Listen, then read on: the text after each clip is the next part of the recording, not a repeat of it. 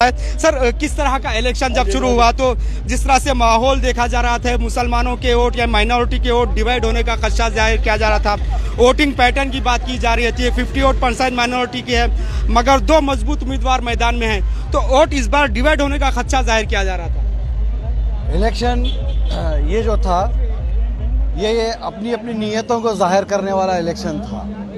मजीद अपने लिए रास्ता बनाने के लिए 2028 की सीट को नज़र रखते हुए 2023 की सीट को डैमेज करने के लिए माइनॉरिटी का कार्ड खेला गया, क्योंकि अवाम बाशऊर है और अल्लाह को भी ये कबूल था कि मोहतरमा को और एक बार जीता है। मुत्तहिद होके हर किसी ने, कौम के साथ मैं कहूँगा हर सेकुलर लोगों ने मोहतरमा को वोट दिया, हर कम्युनिटी से वोट दिया और हर जमात से वोट दिया, चाहे वो आपके कुरैश बिरादरी हो, बड़ी छोटी बागबान बिरादरी हो, और दूसरे जो बड़े बड़े फैमिलीज हैं, ताजिर इकराम, उलेमा इकराम, बड़े बड़े फैमिलीज, छोटे घर वाले, छोटे ताजिर, बंडी वाले, रिक्शे वाले, ऑटो वाले, ये हर तबका उठ कर आया है, मैडम को वोट दिया है और उसके साथ साथ दुआएं भी उतनी ही करी हैं। जो आज चिलचिलाती इस धूप में भी वो लोग ठहरे थे और जिस तरीके से वो लोगों ने मोहतरमा का इस्तकबाल किया और रोते हुए किया कि वो दुआ कर रहे थे कि ये सीट बचे, एक लीडरशिप बचे, ये आवाम के सामने है हर चीज़। सर, जेंडर बेस्ड पॉलिटिक्स की बात की जा रही थी, मर्दाना जनाना इस तरह का भी तफरीक की बात की जा रही थी। छोटी सोच, जेंडर का सोचना आज के दौर में छोटी सोच है, उसके ऊपर हर कोई नहीं सोच रहा था। चंद लोग अपनी सोच रखते हैं, उनको अपनी सोच रखने का हक है, वो रखे होंगे, लेकिन मार्जिन ऑफ वोट्स 66 पहले ली थी मोहतरमा ने, अब 80।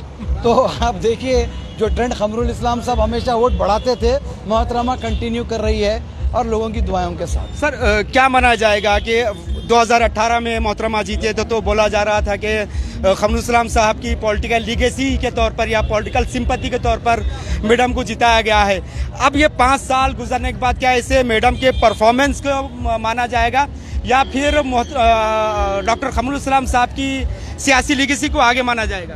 पहले खमरुल इस्लाम साहब, उसके बाद मैडम की भी जो काम हुए हैं, 2 साल कोविड के छोड़ दीजिए और गवर्नमेंट हमारी नहीं थी, तो जो डेवलपमेंट था, जैसा पानी की टाकी हो, रोड हो, नाली हो और आपका ड्रेन का वर्क हो, मोहतरमा ने 24/7 पानी के काम को भी आगे बढ़ाने की जुस्तजू चालू रखी थी। इंशाल्लाह अब क्योंकि कांग्रेस की फुल गवर्नमेंट आएगी, ये काम है इंशाल्लाह वो तकमील करेंगी और उम्मीद है कि और भी मजीद डेवलपमेंट के प्रोजेक्ट्स वो लेके आएंगे। अच्छा, अब जिस तरह से हुकूमत बन रही है, तवक्को जाहिर की जा रही है, गुलबर्गा के अवाम को तवक्को है कि मोहतरमा कनीज़ फातिमा को इस बार कैबिनेट में जगह मिलेगी, क्योंकि लोगों के जहन में अभी भी खमरुल इस्लाम साहब को दिया हुआ जख्म ताज़ा है।